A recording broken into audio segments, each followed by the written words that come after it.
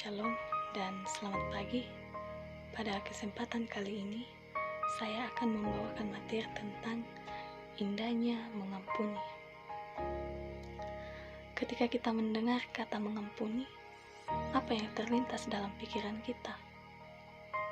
Tentunya, jawaban itu kita sendiri secara pribadi yang mengetahuinya.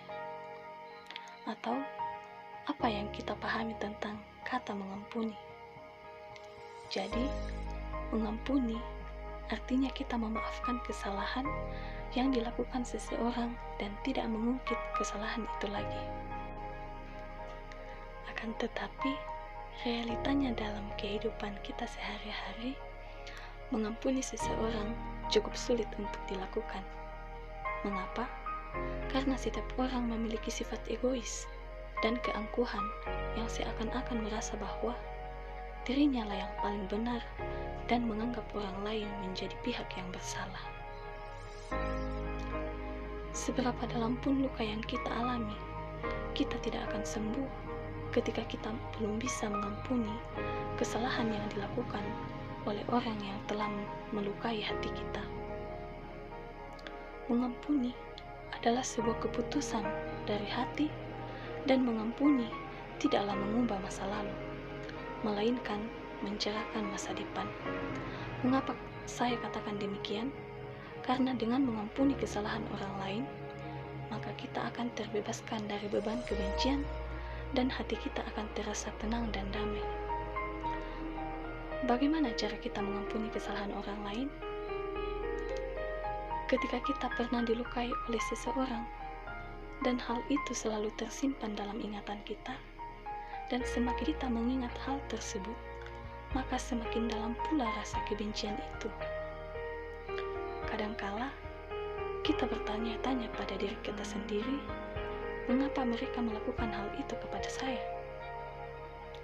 Akan tetapi, ketika kita ingin mengampuni kesalahan orang lain, hendaknya lahir dari niat baik dan ketulusan hati kita, sehingga tidaklah menimbulkan rasa benci atau beban dalam pikiran. Seperti dalam kitab Kejadian 45 ayat 1-14, dalam ayat Alkitab tersebut, Yusuf digambarkan sebagai orang yang memiliki hati pemaaf. Dalam ayat Alkitab tersebut, Yusuf memaafkan saudara-saudaranya dengan tulus dari dalam hati, walaupun saudara-saudaranya sudah melakukan kesalahan yang sangat fatal. Tetapi Yusuf tidak menyimpan rasa benci kepada saudara-saudaranya.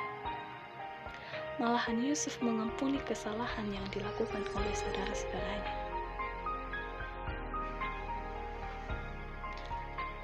Begitupun dengan kita, ketika kita mengampuni kesalahan orang lain, hendaknya kita mengampuni orang dengan tulus dari hati. Dan sekarang kita akan masuk dalam kuis. Kuis yang pertama, pernahkah kamu mengampuni kesalahan orang lain dan diampuni oleh orang lain? Kuis yang kedua, apa yang kamu rasakan setelah mengampuni kesalahan orang lain dan bagaimana rasanya diampuni oleh seseorang? Silakan dijawab lewat link yang tertera di samping saya. Nah, setelah menjawab kuis, jangan lupa untuk mengisi link absen yang ada di samping saya. Baik, itulah materi yang dapat saya sampaikan. Kurang lebihnya, mohon dimaklumi. Sekian dan terima kasih. See you next time.